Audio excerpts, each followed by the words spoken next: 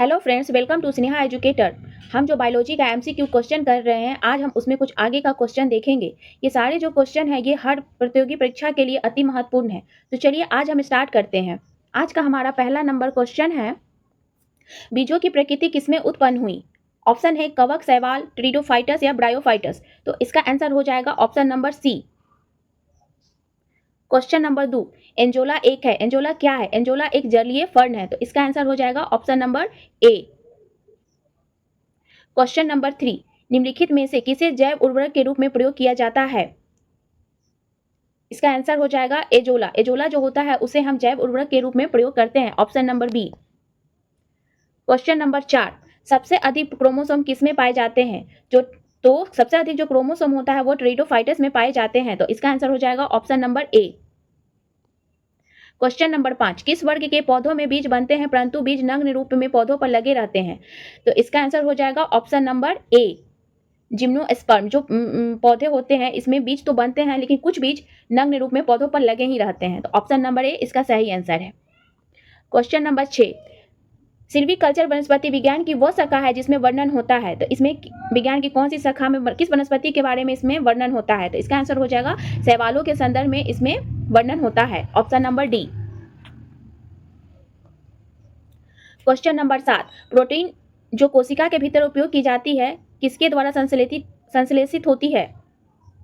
तो इसका आंसर हो जाएगा ऑप्शन नंबर सी, मुक्त राइबोसोम्स द्वारा। ऑप्शन नंबर सी इसका सही आंसर होगा। क्वेश्चन नंबर 8, निम्न में बैक्टीरिया से फैलने वाला रोग है। बैक्टीरिया से फैलने वाला रोग कौन सा होता है? तो जो चेचक है वो बैक्टीरिया से फैलने वाला रोग है। तो इसका आंसर हो जाएगा option number A. Question number 9, मूलांकुर के अतिरिक्त पौधों के किसी भी भाग में विकसित होने वाली जड़ें कहलाती है, क्या कहलाती है? तो इसका आंसर हो जाएगा option number option number C. आगे बढ़ते हैं। क्वेश्चन नंबर 10, मूलांकुर में विकसित होने वाली जड़ें कहलाती है, क्या कहलाती है? तो ये होता है, इसका आंसर हो जाएगा मूसला जड़ें। तो ऑप्शन ए इसका सही आंसर है। क्वेश्चन 11, श्वसन मूल मिलती है। तो इसका आंसर क्या होगा? तो इसका आंसर हो जाएगा ए, जूसिया में। निम्नलिखित में कौन सा एक जड़ नहीं है? इसमें बताना है कि कौन सा एक जड़ नहीं है। तो इसका आंसर हो जाएगा चावल।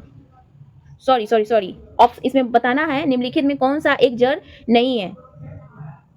शकरकंद, मूली, आलू या गाजर। तो गाजर जो होता है वो जड़ है, मूली भी जड़ है, शकरकंद भी जड़ है। तो आलू इसका सही आंसर हो जाएगा ऑप्शन नंबर सी, आलू।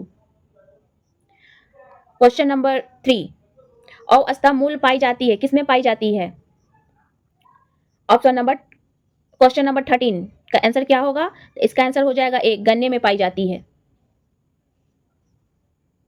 जड़ें विकसित होती है तने से, पत्ती से, परागकूट से या मूलांकुर से।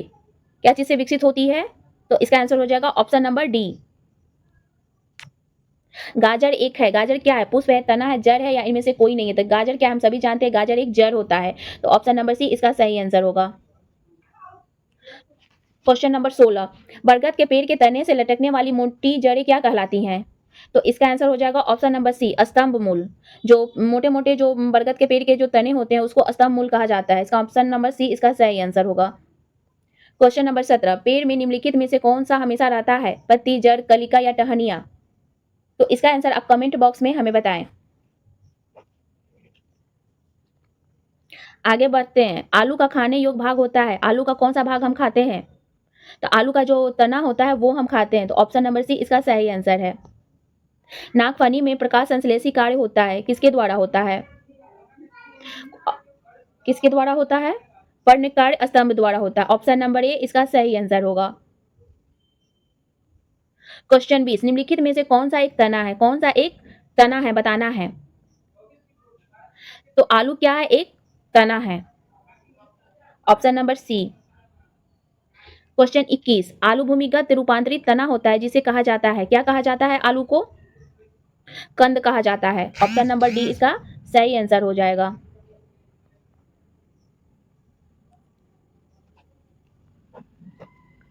हल्दी के पौधों का खाने योग्य हिस्सा कौन सा होता है?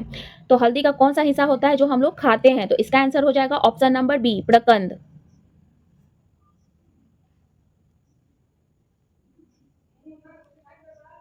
अदरक क्या है? तना, बल्ब, जड़ या इनमें से कोई नहीं। तो अदरक क्या है? अदरक एक तना है, ऑप्शन नंबर ए। इसी को प्रकंद भी बोलते हैं, तना को प्रकंद भी बोलते हैं। प्याज किसका परिवर्तित रूप है? तो प्याज जो है वो तना का परिवर्तित रूप है, ऑप्शन नंबर सी। क्वेश्चन 25, वे पौधे जिनमें कभी पुष्प नहीं बनते हैं क्या कहलाते हैं?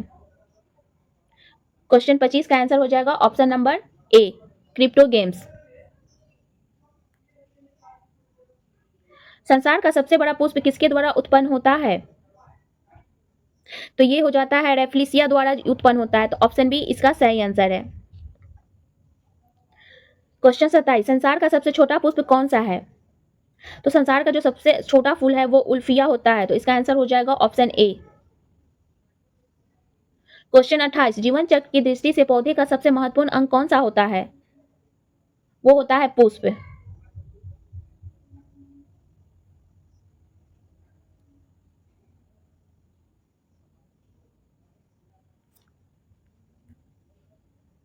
कौन एक जीवित जीवस में कहलाता है? क्वेश्चन नंबर 29 का, कौन एक जीवित जीवस में कहलाता है? तो जिंकोगो, इसका ऑप्शन नंबर ए इसका सही आंसर है। आते हैं लास्ट क्वेश्चन पे, दमा एवं खांसी के रोगों में काम आने वाली औषधि इफेड्रिन किससे प्राप्त की जाती है? किससे प्राप्त की जाती है? तो इसका आंसर हो जाएगा इफेड्रा, ऑप्शन नंबर डी इसका सही आंसर होगा।